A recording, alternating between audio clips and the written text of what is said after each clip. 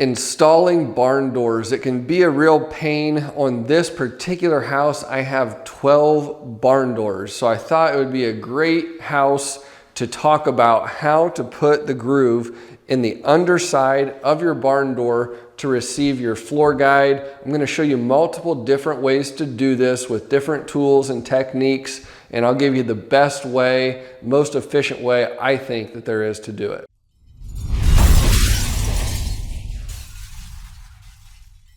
Now, which tool and technique that you use to make the slot in the bottom of your barn door is going to depend primarily on what tools you have available.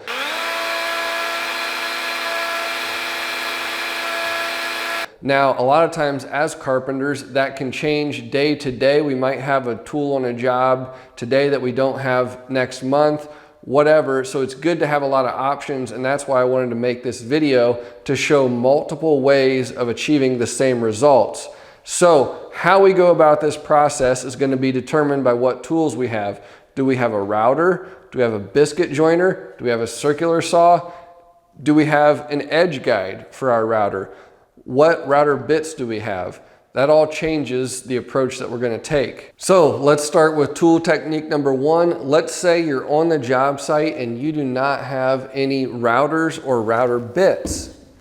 However, you do happen to have a biscuit joiner. And I've actually found myself in this position multiple times where I've used a biscuit joiner to make the slot in the underside of the door. Now, there are some disadvantages to using a biscuit joiner for this. Now, the first disadvantage with the biscuit joiner, and you're also gonna have the same problem if you have a slotting cutter that's for biscuits, is that it's a strong 1/8 of an inch thick.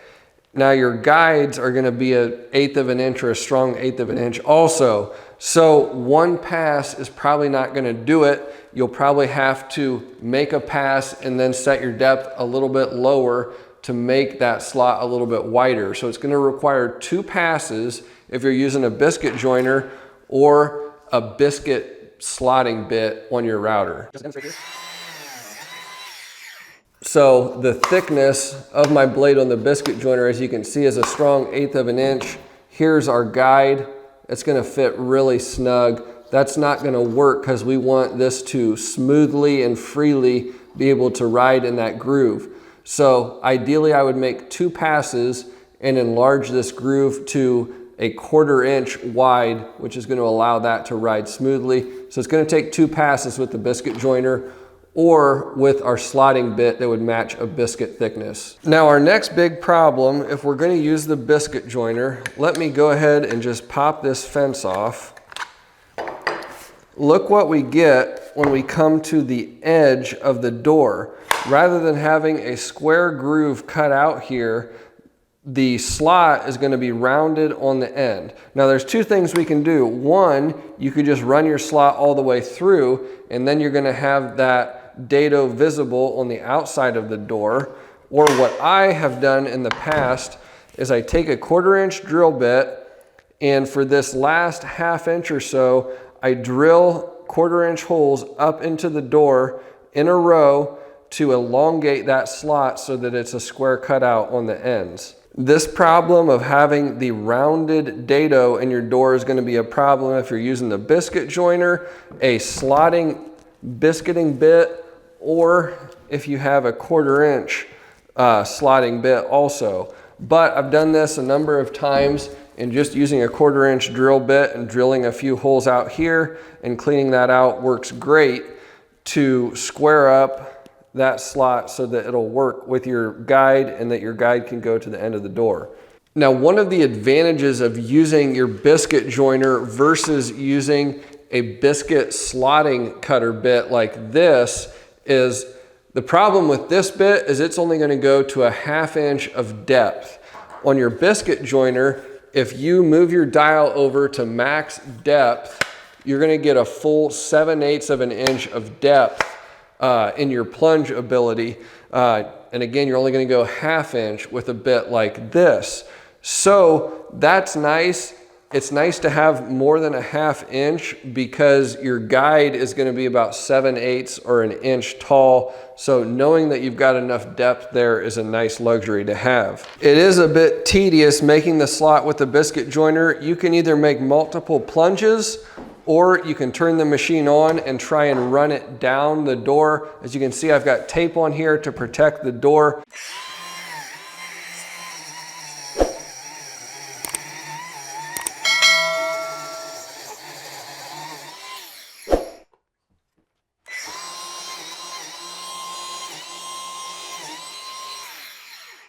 Now again, because the slot on the biscuiting cutter is not very wide, it's not going to be wide enough for the guide. So what we'll do is we'll go ahead and adjust the fence on the biscuit joiner to make this a 1/4 inch wide.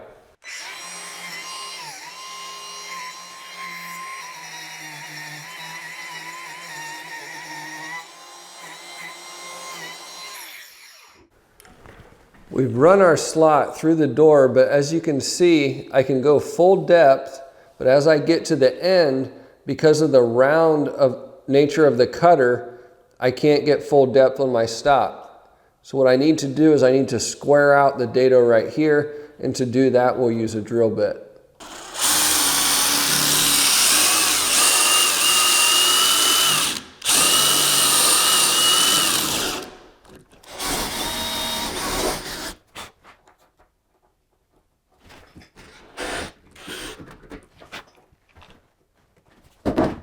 Now, different people might have different opinions about how to treat the end of the door. Some might run the dado all the way through, which would leave you with an ugly dado cutout out here on the side of the door that you would visibly see. I prefer to leave about a 1/4 inch to 3/8 of wood right here and run my dado up to that. That way you don't see that groove on the outside of the door. You want to leave enough meat here that if the stop got rammed into that outside edge, that the wood would not break off in here.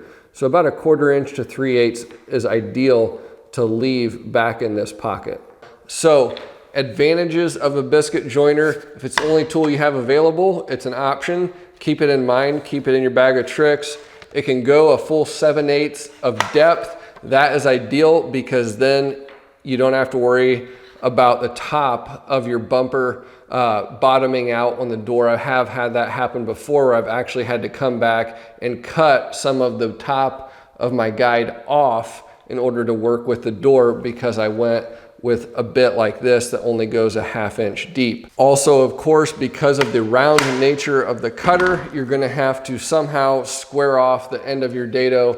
But again, just a 1/4 inch drill bit makes pretty easy work of that, assuming that you don't screw up and drill through the edge of your door. Now, the next option we're going to look at is slotting bits for a router. Most of us are going to have a router on our work vehicles or have access to one if you're installing a barn door. So slotting bits are a good option.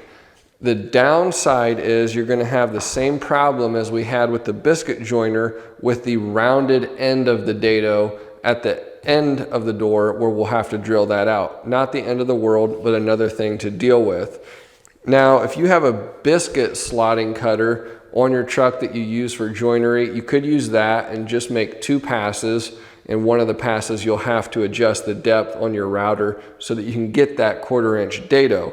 Here, I have a 1/4 inch slotting cutter. This is made by Whiteside, and I've looked around online for these quite a bit, and the maximum depth that I've been able to find with a 1/4 inch shank is going to be a 1/2 inch of depth. So again, same as a biscuit cutter like this, which is designed for a number 20 biscuit.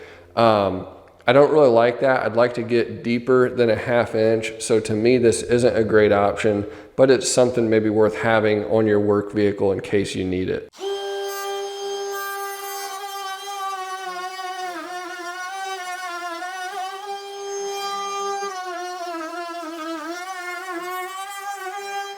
As you can see here, unfortunately, because of the limited depth on the cutter, we're only able to achieve about a 1/2 inch of depth in the dado, which is going to mean our guide can't bottom out. This might not be an issue, or it could possibly be an issue depending on how you end up setting up your door. Like I said in the past, I have ended up putting the door on and having the guide bottom out, and I've had to actually cut off the top of the guide a little bit to make it glide freely. So that is a disadvantage. Otherwise, it's pretty quick to just run this dado on the door, do a little bit of drilling on the end or even chisel work, and you're good to go again.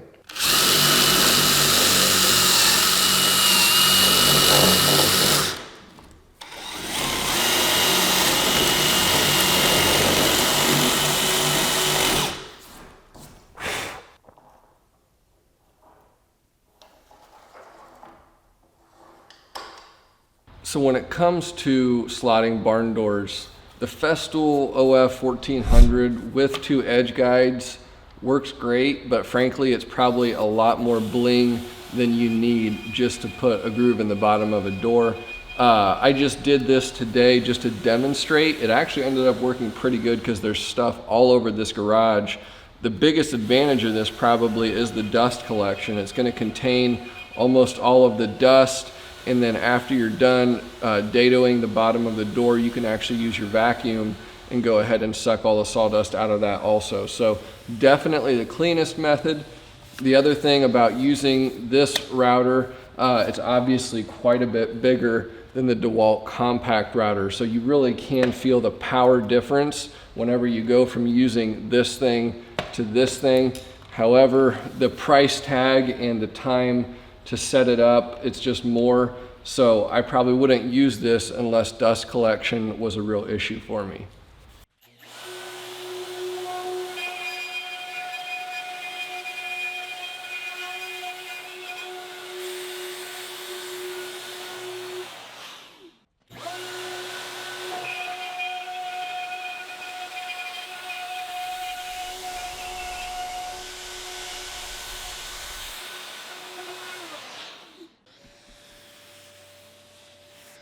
All right, so my favorite tool to do the slot on the underside of barn doors is the DeWalt cordless compact router, 1/4 inch spiral upcut bit. So the spiral is going to pull the chips out as it works. And then the DeWalt edge routing guide that is specifically for this compact router, just attaches with 2 screws, only costs about 15 bucks, works really well. Let me show you how it works. So this attaches just with 2 Phillips screws. The downside to this thing is you obviously don't want to lose the screws. Whenever I first bought this tool, I was concerned about that until I realized that they had thought ahead, and they have 2 holes tapped here on this part of the edge guide, if I can get these things started. But point is, if you put your screws back in there each time, put them in a decent way, you're not going to lose your screws, and they're always going to be with the edge guide. So make sure if you buy it, note that there are those 2 holes tapped to put those screws in. Now, the way this attaches, this is the stock plate that comes with the router, and your guide will just slide into this slot right here if you turn it the right way. And then it's just a matter of attaching these 2 screws. Now, you do want to keep in mind, if you have an aftermarket base plate that's one of the bigger round ones, I often use those. This edge guide will not work with that. So you do need to have a router with the stock plate on it in order for this to work. Now, setting the offset on your fence is really simple. It's just a knob right here. You can loosen it and tighten it. I'm not going to move it because I've already got it set up and centered for these doors. But very simple to put on, only takes a second. So one of the advantages here is that it's going to be very easy to adjust your depth, being that it's a router like this. It's just a simple matter of turning it up and down. Now, being that it's a 1/4 inch bit, if I wanted to go my full 7/8 of depth and try to do it in one pass, it would really put a lot of pressure on this router bit. It'd probably heat up a lot, which would then ruin the temper, make the bit go dull faster, possibly even break the bit if you pushed it too far. So I like to do 2 passes. I'll start out with the first pass at 7/16, and then do my second pass at 7/8 of an inch of depth. As with all these methods, you definitely want to use tape where the edge guide is going to run along the door to protect that and make sure that you don't end up scratching it.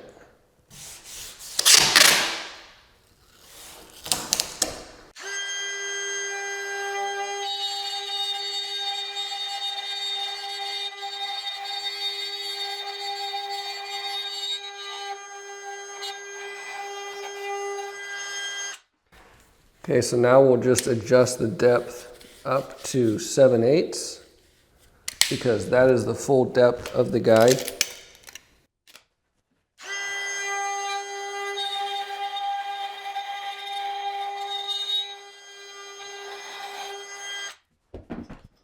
So my thoughts on best method to slot the underside of a barn door, probably my favorite is going to be the compact router, edge guide, and 1/4-inch upcut spiral bit, especially if I'm doing multiple doors. It doesn't take too long to set up, works really well. Second choice, especially if I was only doing 1 or 2 doors, would probably be the Biscuit Joiner. I always have it around, so it's really easy just to grab. My least favorite options would be slotting bits, such as this 1/4-inch white side bit, only goes to a 1/2 inch depth. That's a problem for me, kind of annoying. And if I'm gonna set up a router, I would rather just set up this one because it works a lot better with the 1/4-inch bit and edge guide. So last place is gonna be either of these slotting bit combos.